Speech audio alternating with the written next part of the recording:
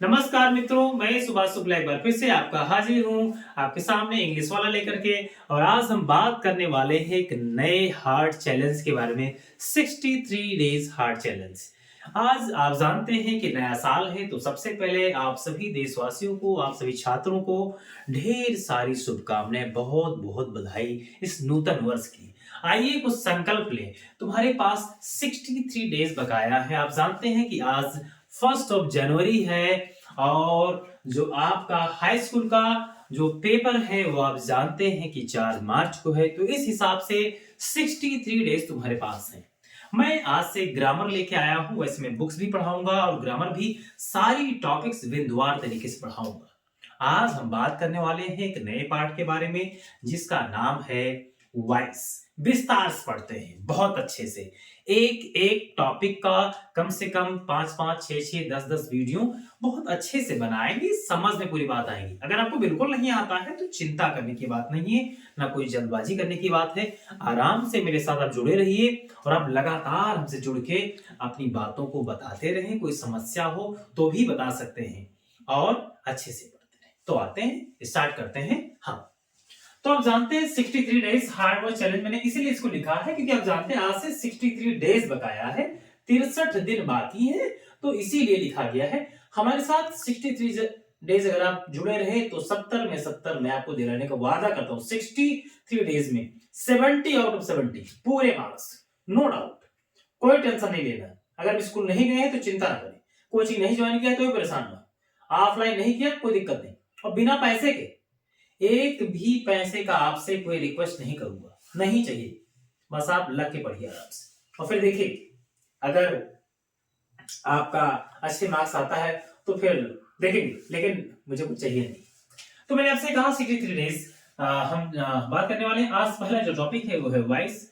Voice को बहुत विस्तार से देखते हैं। वॉइस अगर आप किताब से पढ़ते हैं तो हम सबको दिक्कत होती है। वहां पे हिंदी इसका जो लिखा होता है वो लिखा होता है वाच। क्या लिखा होता है? वाच।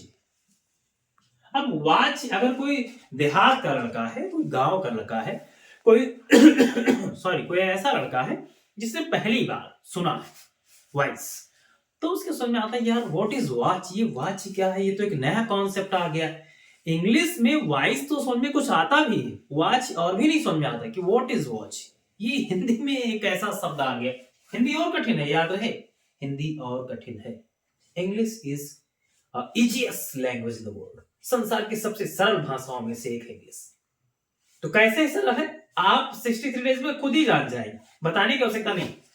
तो मैंने कहा इसको हिंदी में वॉच कहते हैं। आज से वॉच मत कहिएगा, मत कहिएगा। आज से नए शब्द आपको दे रहा हूं, एक नई पहचान, एक नया टॉपिक। तो और क्या कह सकते हैं हम इसको? कह सकते हैं स्वर। क्या कह सकते हैं? स्वर कह सकते हैं, आसानी से कह सकते हैं स्वर। और क्या कह सकते हैं? आप कह सकते हैं ध्वनि।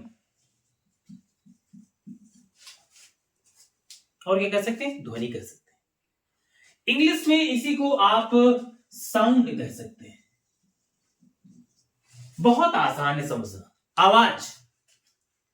अब वास्तव में वॉइस, ये मैं आपको हिंदी में बताने का प्रयास, वैसे वॉइस है क्या, ये आसानी से भी आप जान पाएंगे। What is voice? वॉइस एक विधा है, एक तरीका है, एक पैटर्न है अपनी बात को कहने का।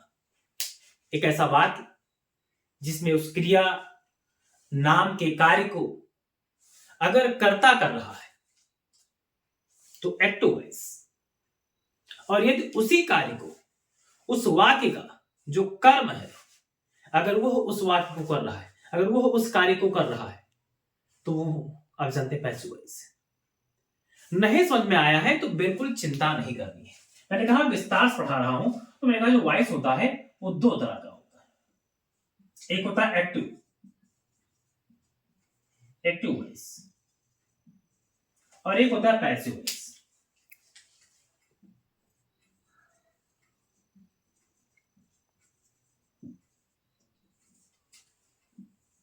तो एक होता है आप एक्टिव वॉइस और दूसरा होता है पैसिव वॉइस। अब एक्टिव क्या है और पैसिव क्या है? एक्टिव वैसे वॉइस तो समझ में, वॉइस आप शायद समझ गए, नहीं समझ में? तो फिर से देखें, वॉइस मैंने कहा वो एक विधा है जिसमें हम उसको आसानी से हम करते हैं। एक आवाज है, एक तरीका है, एक पैटर्न है। ये दो पैटर्न में बांट के पढ़ते हैं इसको हम। एक होता है एक्टिव, एक होता है पैसिव। इसको आगे चल करके हम ट्रांसफॉर्म के नाम से जानते हैं। इंटरमीडिएट में इसी को हम ट्रांसफॉर्म कहते हैं, जिसमें आपका केवल फॉर्म चेंज होता हो, जिसमें आपको केवल आकार बदलता हो, भावार्थ वही होता है। जैसे अगर मैं आपको पढ़ाता हूं तो पढ़ाने का काम मैं ही कर रहा हूं, मेरे ही द्वारा हो रहा है, तो ऐसे कह सकते हैं आप। तो मैंने कहा अब वॉइस से थोड़ा सा नाता तोड़ते हैं और आते हैं इसका जो मेन वर्ड है एक्टिव और passive. What is active and what is passive? आपने सुना होगा सक्रिय और निष्क्रिय, दो शब्द। अगर आप सक्रिय हैं तो कहते हैं आप एक्टिव, और अगर आप निष्क्रिय हैं तो उसमें क्या, आप पैसिव। नहीं जान पाए हैं तो बिल्कुल चिंता करने की कोई बात नहीं। मैं ऐसे आपको समझाने का प्रयास करता हूं कि सपोज करो कि मैं एक टीचर, मैं आपको पढ़ा रहा हूं। तो अगर मैं किसी स्कूल में पढ़ाता हूं या मैं अगर किसी कोचिंग में पढ़ाता हूं, तो मैं जितने दिन पढ़ाऊंगा उतने दिन का मुझे दाम मिलेगा, उतने दिन का मुझे पैसा मिलेगा, जो भी उसकी वैल्यू, जो फीस रखी गई है। लेकिन अगर आप पैसिव इनकम करना चाहते हैं, अगर आप पैसिव समझना चाहते हैं, तो ऐसे समझिए कि पैसिव में क्या होता है, एक एक्शन नहीं होता है। आप कोई अपनी पूंजी लगाते हैं। सपोज को मैंने कहा टाटा का एग्जांपल लिए, मैंने कहा एक टाटा है और टाटा ने कोई फैक्ट्री डाल दी। अब टाटा ने अपनी कैपिटल लगा दी, एक बार पूंजी लगा दी, और उसको फिर उनके जो वर्कर्स हैं वो लोग कर रहे हैं। तो वहां पे टाटा को फिर काम करने नहीं आना है, लेकिन जो उनके वर्कर्स हैं वो लगातार काम करते रहेंगे। जो काम करता है वो एक्टिव होता है, और जो काम करवाता है वो पैसिव होता है। तो जब किसी वाक्य की क्रिया को, क्रिया को अगर उस वाक्य का कर्ता करे, जैसे मैं पढ़ाता हूं तो मैं यहां काम कर रहा है, यहां पढ़ाने का काम जो है वो मैं कर रहा है। तो यहां पे ये जो मैं पढ़ाता हूं ये वाक्य क्या है, एक्टिव वाक्य। लेकिन अगर आ जाए कि मैं आपको पढ़वाता हूं, मैं पढ़ाता नहीं, अगर आ जाए कि मैं आपको पढ़वाता हूं, तो यहां पढ़ाने का काम अब मैं नहीं कर रहा हूं, अब मैं किसी दूसरे से करवा रहा हूं। तो जैसे ही एक्शन चेंज हो जाएगा, जैसे एक्शन को उसका कर्म कार्य करने लगे, जैसे ही उस एक्शन को उस वाक्य का कर्ता ना करके उस वाक्य के कर्म करने लगेंगे, उस वाक्य का सब्जेक्ट ना करके उस वाक्य का ऑब्जेक्ट करने लगेगा, वो जो वर्ब होगी वो एक्टिव मोड को छोड़ करके वो पैसिव मोड में टर्न हो जाएगी। सो मे बी यू अंडरस्टैंड। अगर नहीं समझ में आया है तो मैं फिर से आपको एक और बार बताने का प्रयास कर रहा हूं बाय एग्जाम्पल। मैंने कहा कि I teach you, I teach you. इसमें जो आई है वो क्या है, वो आपका सब्जेक्ट, टीच क्या है आपका वर्ब है, यू क्या है आपका ऑब्जेक्ट। तो आई आपका सब्जेक्ट हो गया, टीच आपका वर्ब हो गया, यू आपका ऑब्जेक्ट हो गया। अब यहां पर लिखा हुआ है कि आई टीच, मतलब जो टीच नाम का वर्क है ये एक वर्क है, ये एक कार्य है। इस कार्य को आई कर रहा है। जब तक आई कर रहा है ये क्या है, ये एक्टिव है। ये क्या है, एक्टिव। कब, जब तक आई करेगा। आई means doer of the action, मतलब वाक्य का कर्ता, जिसको हम सब्जेक्ट भी कहते हैं। लेकिन भाई साहब अगर इस क्रिया को ये सब्जेक्ट ना करे, ये ऑब्जेक्ट करने लगे इस कार्य को, तो जब ऑब्जेक्ट करना शुरू कर देगा तो वो जो कार्य होगा वो पैसिव मोड में हो जाएगा। किस मोड में हो जाएगा, पैसिव मोड में हो जाएगा। इसके लिए कुछ सिद्धांत है, कुछ फार्मूले जो वैज्ञानिकों के द्वारा, जो विद्वानों के द्वारा बनाए गए हैं। उन फार्मूलों के आधार पे आसानी से उनको समझने के पश्चात आप बहुत ही आसानी से सारे जितने भी प्रकार के वॉइस बनते हैं उनको आप आसानी से बना सकते हैं। उनमें से मैं एक एक बिंदु को आपको विस्तार से अच्छे से बताऊंगा।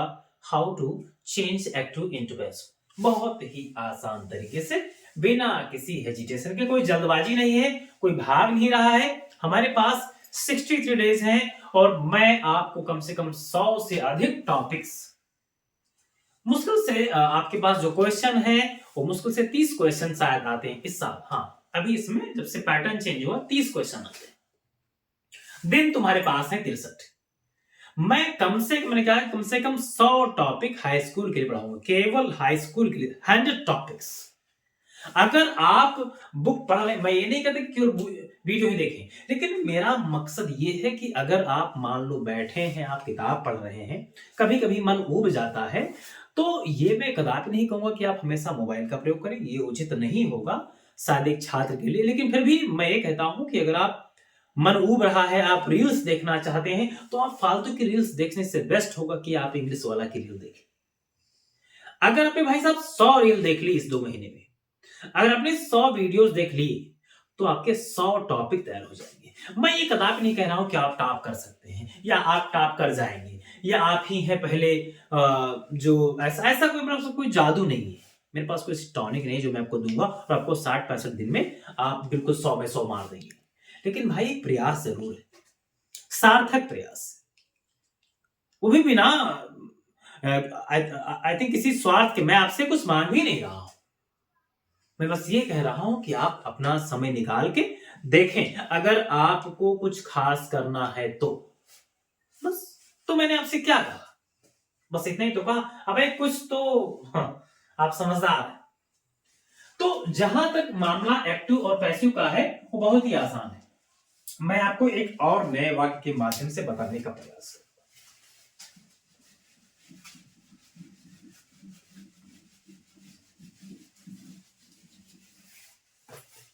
जैसे मैंने आपसे कहा कि लिखा हुआ है,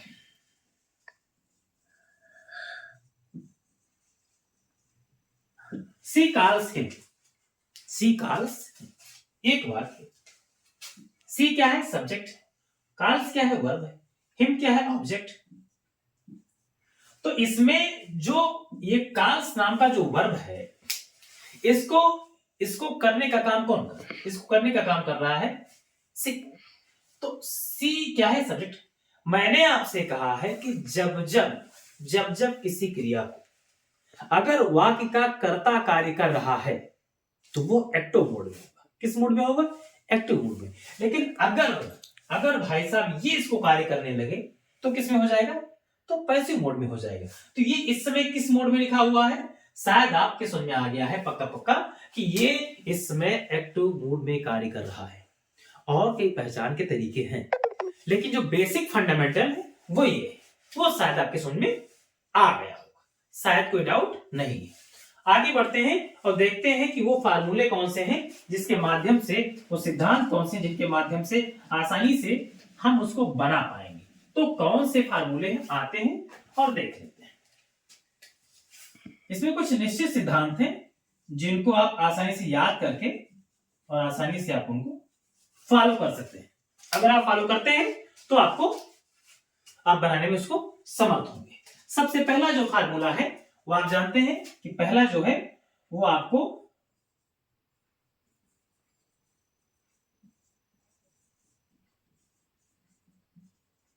ऑब्जेक्ट को सब्जेक्ट में बदले। पहला काम क्या है? कोई वाक्य लिखा हुआ है, उसका जो ऑब्जेक्ट है उसको आपको क्या बदलना है? सब्जेक्ट में बदलना है। दूसरा क्या करना है? दूसरा आपको जो टू बी का फॉर्म होता है वो आपको लिखना है। ये फॉर्म कई होते हैं, ये फॉर्म कई होते हैं, तो आपको वो जो फॉर्म से पूरे फॉर्म्स लिखे दे रहा हूं, आसानी से उसमें से किसी एक का आपको प्रयोग करना होगा। जिससे पहला होता है इज, दूसरा एम, आर, ये पहला हो गया। दूसरा हो गया आपका वाज, वर। तीसरा होता है बीन और चौथा होता है बीइंग। इनके नाम मैं बता दूं, इनके नाम हैं, आप जानते हैं, प्रेजेंट फॉर्म, प्रेजेंट फॉर्म, इसका होता है पास्ट फॉर्म, पास्ट फॉर्म, इसका होता है पास्ट पार्टिसिपल, पास्ट पार्टिसिपल, इसका होता है प्रेजेंट पार्टिसिपल।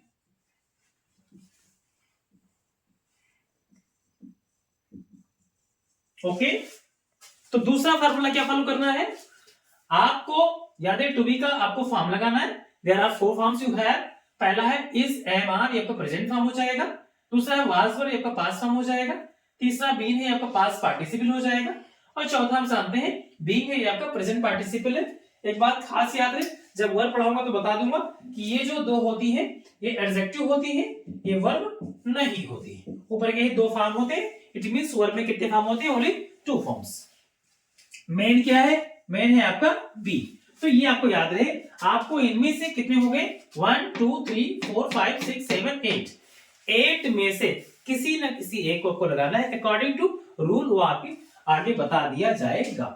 और अब आपको तीसरा क्या करना है, आपको तीसरा लगाना होगा।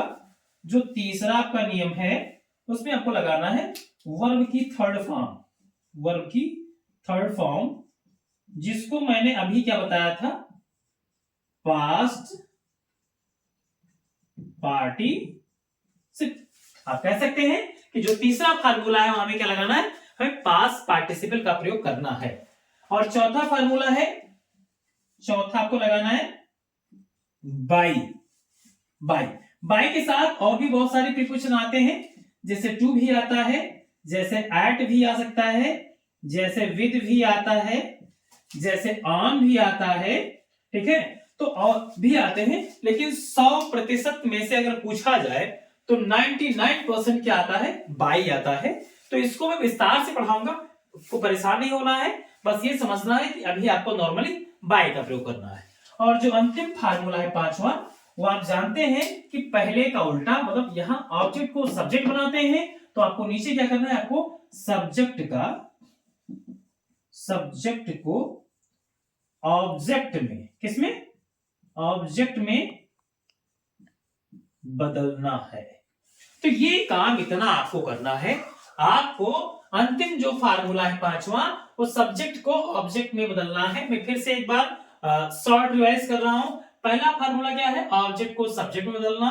दूसरा है टू बी का कोई एक फॉर्म लिखना, कैसे देख के लिखेंगे, जैसे जिस फॉर्म में वर्ब है उसी फॉर्म को देख करके आसानी से आपको लिखना है। तीसरा है वर्ब की थर्ड फॉर्म या पास्ट पार्टिसिपल लगाना। चौथा है बाई का प्रयोग करना, टू का प्रयोग करना, एट का प्रयोग करना, विद का या ऑन का, बहुतायत संख्या में बाई का प्रयोग होगा। और आगे आप प्रयास ना करें, बाद में आपको विस्तार से बता दिया जाएगा। अगला है सब्जेक्ट को, आखिरी सब्जेक्ट को ऑब्जेक्ट में बदलना। इसके लिए मैं एक और अच्छी तरीके से आपको बताने का प्रयास करता हूं, जिससे आसानी से आप समझ पाए कि आखिर वो कैसे होगा। तो अगर आप फॉर्म्स भूल रहे हैं तो मैं थोड़ा सा आपको जो फॉर्म्स हैं उनको बताने का यहाँ पे प्रयास कर रहा हूं। हाँ, इधर हो जाएगा आपका सब्जेक्ट, इधर हो जाएगा आपका ऑब्जेक्ट। इसको आप थोड़ा प्रोनाउन वाला देख लीजिएगा, जो केस आपके हैं। जैसे पहला आपका है आई, आपका सब्जेक्ट, इसका ऑब्जेक्ट हो जाएगा मी। अगर आए बी तो क्या हो जाएगा अस। अगर आ जाए यू तो क्या हो जाएगा यू। अगर आ जाए ही तो क्या हो जाएगा हिम। अगर आ जाए सी तो क्या हो जाएगा हर।